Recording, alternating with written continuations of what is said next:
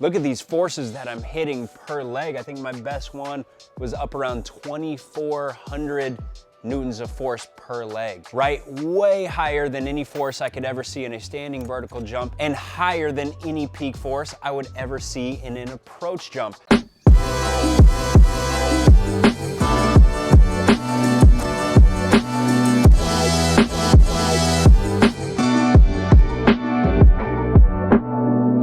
All right guys, so quick review. In our last video, we talked about joint angle specificity, and we went through all the studies that show we get stronger at or near joint angles that are overloaded. So not just the joint angles trained, right? That's where the big misconception comes in. So when we go through a full range of motion squat, we're training all ranges of motion, right?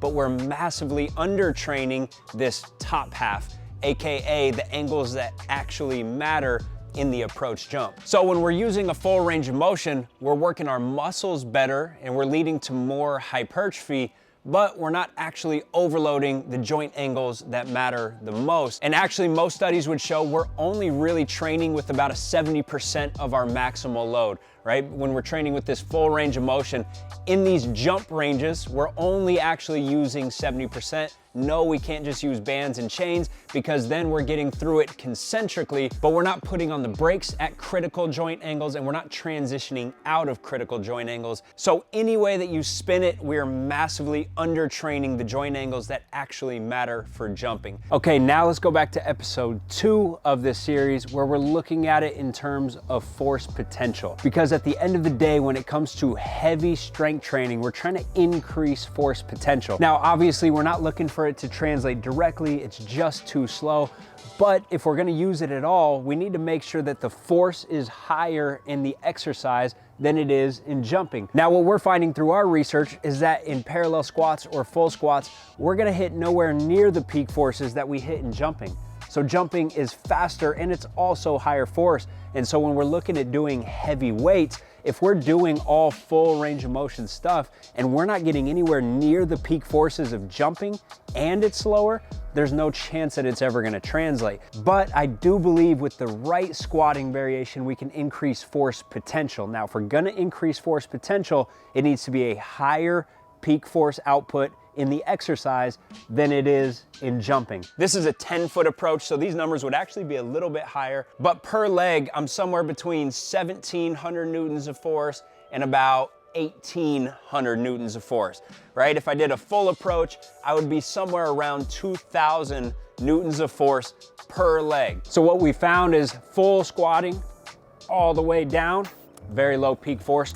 Parallel squatting, even when maximally loaded, pretty low peak force. Now, we're producing force over a long period of time, so there's other benefits. There's mobility benefits, there's hypertrophy benefits, which early on might help our jumping a little bit.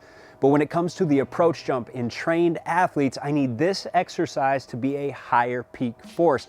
That leaves us with only a few options, and one of those options is quarter squats. So if I load up nice and heavy, and remember, I'm probably at least 30% heavier in my quarter squat than I am in my full squat, and I'm just getting to my critical joint angles, so the same knee angles that I'm actually jumping from, which for me would be right about there, and I'm just working with this range, my peak force is through the roof because I can handle so much more load. Now, that's all good, and track and field and high jumpers have been using quarter squats for decades for this reason. But what you gotta keep in mind is it's really easy to load heavy on these guys. That's a problem because when we first get guys going and their body weight, and then we get them to 1.5 times their body weight, and then 1.75 times their body weight, which is what I personally like to see as a benchmark for our athletes, is that 1.75 times body weight.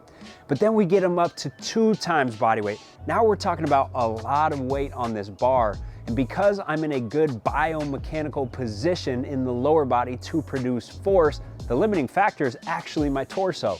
My lower back, pretty early in training, is gonna become the limiting factor. And I don't know if you've ever tried to quarter squat year round, but eventually you break down. It's a huge stressor to our nervous system, and it's a huge stressor on the spine. And so we like to use it for phases here and there. Like I said, I like to get guys to that 1.75, but we gotta find exercise that we can consistently train without beating them down. And that's where the rear foot elevated quarter squat comes into play. So with our rear foot elevated quarter squat, I can get to those same critical joint angles. So I can train those knee angles that I'm jumping from. I'm just doing it on one leg. And now I can actually hit higher peak forces per leg than what I can get in a standing jump and even in an approach jump. Look at these forces that I'm hitting per leg. I think my best one was up around 2,400 newtons of force per leg, right? Way higher than any force I could ever see in a standing vertical jump and higher than any peak force I would ever see in an approach jump. And so when we look at improving force potential, a rear foot elevated quarter squat is one of those exercises that can actually increase our force potential. Now, something to keep in mind, I hate doing these with a barbell and I hate doing it with a dumbbell. Typically with our rear foot elevated, if we're going full range, I like to load dumbbell, I like to load vest, and just keep going until you run out of grip strength. So eventually you get to the 70 pounders, you run out of grip strength, and then you gotta move on. The problem is with our rear foot elevated quarter squats, we're using such a heavy load very early on. Within a couple weeks, you're probably gonna be using a dumbbell so heavy that you just can't hold it. So then a lot of you guys naturally would wanna move to a barbell, right? There's more loading potential. The problem is we're after maximal force. If you're a member of EDU, our coaching service, you've heard Max and I talk over and over again about the force stability paradigm, where if we are unstable, we can't produce maximal force. That's why doing squats on Bosu balls doesn't really make sense from a force production standpoint. If we add instability, now we take away the total amount of force that we could produce. Well, now I'm on one leg, so I'm not gonna be able to produce maximal force because I'm more worried about my balance and stability. So my answer to that is a Smith machine. I know people hate on Smith machines, but the Smith machine is actually unbelievable when it comes to producing maximal force because we have unlimited stability.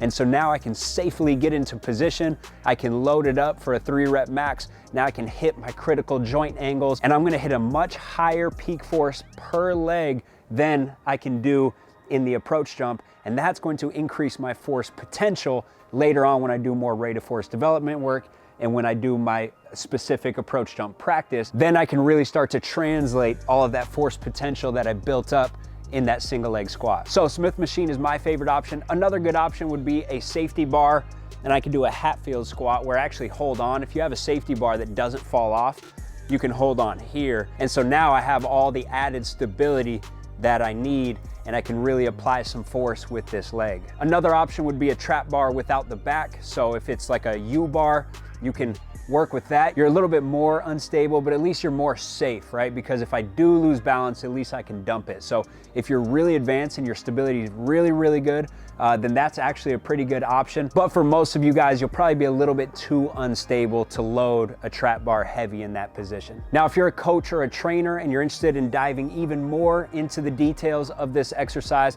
I'm doing an extended version over on EDU, and I'm gonna walk you through my setup for this exercise. Now, as always, remember, context matters. Right now, we're diving deep into the details of increasing force potential for the approach jump. Now, when it comes to standing vertical jump, my advice changes a little bit. When it comes to injury prevention, my advice changes a little bit. So don't run away from full range of motion exercises. We need to balance our partial range of motion with our full range of motion and do it all in a seamless program. If you're interested in training with me online, I would recommend the Vert Code Elite if you're advanced and you're ready for things like heavy lifting and plyometrics. Now, if you're not an athlete and you're a coach, your best option would be EDU. So that's where we do talks like these, but we break it down even more in depth. We even do like research reviews where we send you out our favorite studies from the week. So if you're looking to improve your craft as an athlete or as a coach, I got you. Hit the links below. Until next time, I'm out.